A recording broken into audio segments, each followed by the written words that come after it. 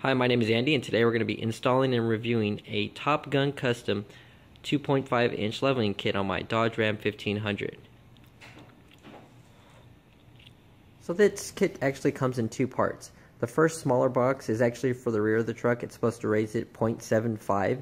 It's a spacer that goes in between the springs in the rear. And the second box is the actual front spacer that will go under the front or above the front strut.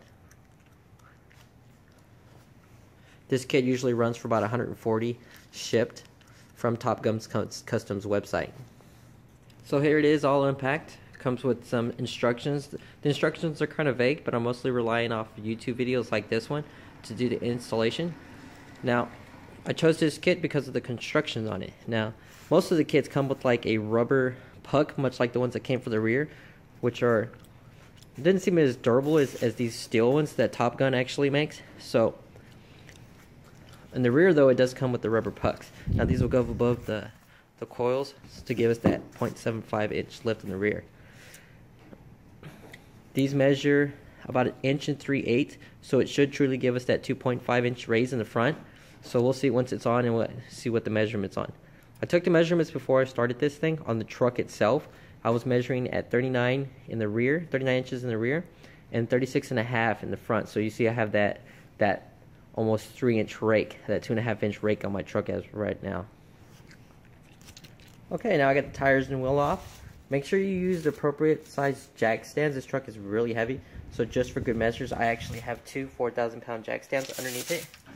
One in the front and one right behind on the frame.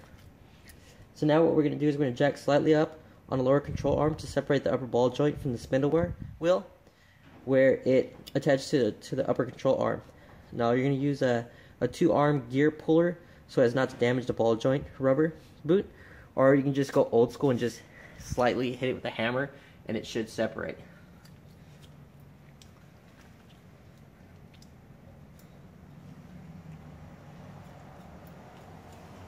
Okay, now everything is disassembled. If yours is anything like mine, nothing wanted to come off. So it took a little bit of work, more than expected, but it is all out now. So now here is the strut. The spacer is going to go on top right there. Once it's all bolted together, I'll show it, and then it'll be time for reassembly. Hopefully it goes back together easier than it came apart. 89 cents in the ashtray, half-empty bottle of Gatorade rolling in the floorboard. That dirty Braves cap on the dash, dog tags hanging from the rear view, old skull can and cowboy boots, and a gold army shirt folded in the back. This thing burns gas like crazy, but that's alright. People got their ways of coping, oh, and I got mine.